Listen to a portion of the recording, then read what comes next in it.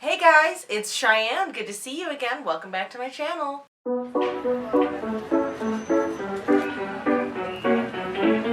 Okay, so we all survived 2020, which I think in and of itself is something that everybody here should be proud of because 2020 was a lot.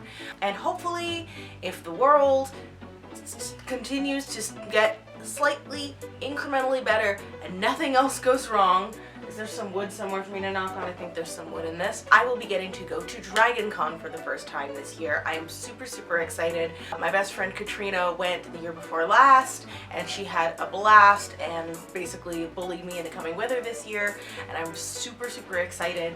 And obviously, because I'm going to Dragon Con, I need to do something that's like a cool, big, fun costume. And I was thinking about it and was like, you know what, I got through 2020. I'm gonna make one of my dream costumes that I have always wanted to make. So I think it is finally time to start on my Tiana Leaf gown. So I absolutely love Princess Tiana from Princess and the Frog. I don't know if I would say she's my favorite Disney heroine, but she's definitely my favorite of the princesses. Princess and the Frog came out when I was a freshman in college. I went to go see it in the theater like 10 or 15 times. And it really resonated with me, partially because as a black woman, seeing myself represented in that way meant a lot to me.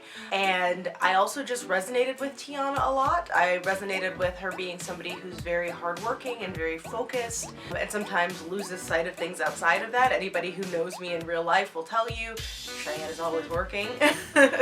So I really resonated with that, and I really resonated with the way that she and Naveen kind of grow together. I think they are the best Disney couple, undoubtedly, hands down. You cannot change my mind on that. I have always wanted to do Tiana's big leaf gown at the end of the film. I did one Tiana cosplay last year. I made my take on her yellow waitress dress, so I was actually really pleased with how that came out. And now it's time to take on the big dress.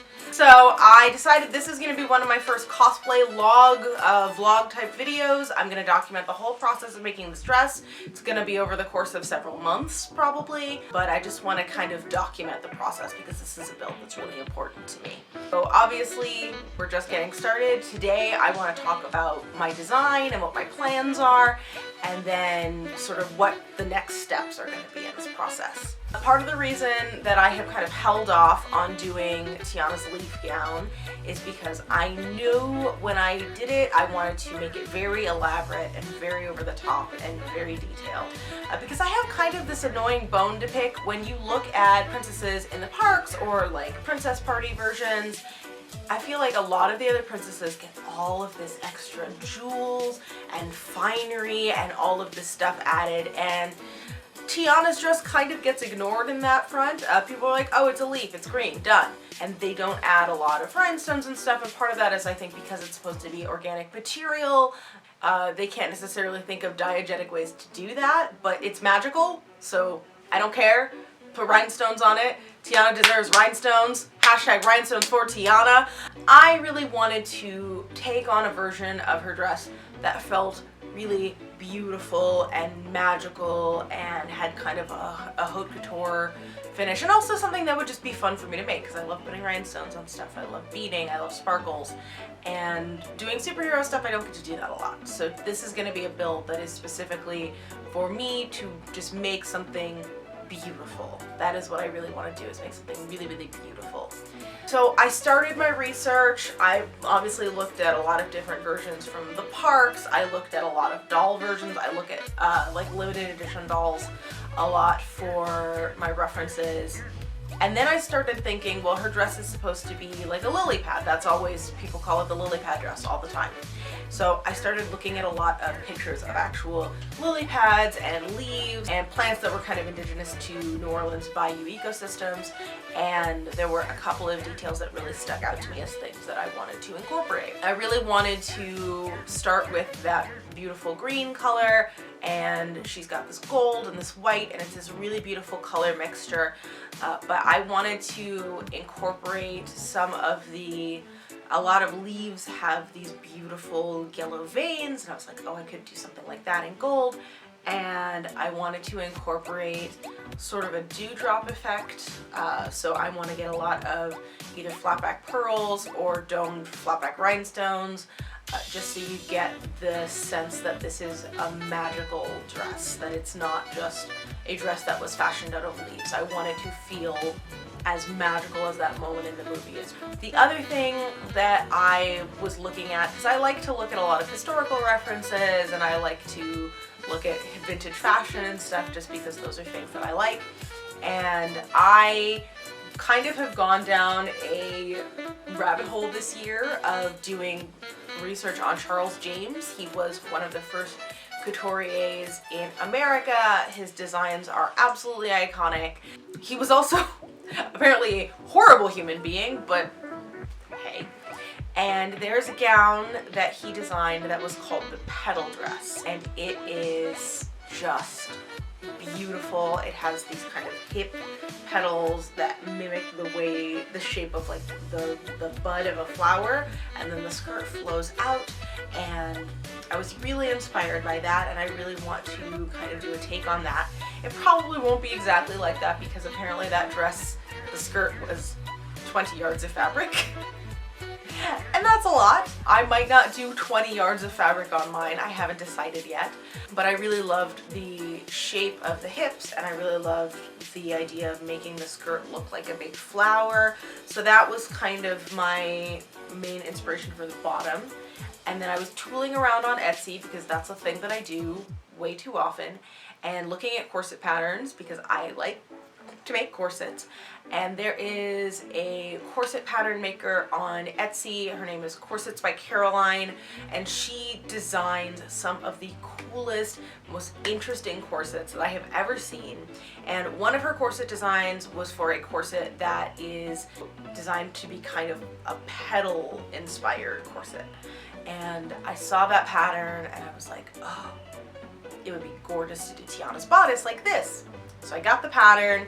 The plan is to be that bodice and then a Charles James inspired skirt, and that's kind of the goal. So I have my design figured out. I also have a lot of my fabric. I was able to take a trip to LA this year for some unrelated stuff, and while I was there I could not resist going to the fashion district, and I was able to pick up the fabrics that I'm going to use for this. So I have my fabrics. I have some absolutely beautiful green silk that I'm going to be using for the petal parts. I got a bunch of white satin, and I got a bunch of gold poly satin. Now the reason I got gold poly satin instead of like a silk satin is because I'm actually thinking about, for the gold underskirt, incorporating tulle on top of that, like getting some gold tulle and having it be gathered really nicely. So that gold poly satin is kind of going to be the base for that. I still have to find what tulle I really want to use for that, so that's kind of the one layer that's not 100% in the air. But I'm not even going to look at those fabrics beyond, oh, they're pretty and these are the colors I'm going to use, until I am really comfortable with the pattern. So I have a bunch of muslin. I think I have about 10 yards of muslin that I got specifically to work on this project, and my goal in the next month or so is to get the pattern really, really good, really, where I'm really happy with it. So I think my plan right now is to play around with the Corsets by Caroline pattern for the bodice first, because I do at least have a established pattern for that I already bought, that I have seen mock-ups of, that looks beautiful. So I just want to get really comfortable with making that pattern and feel like I'm comfortable with it and there aren't any fit tweaks I need to make for myself. But that should be a little bit simpler in some ways than the skirt should be, because I'm going to be patterning the skirt entirely from scratch, entirely just kind of figuring out the shapes that I want.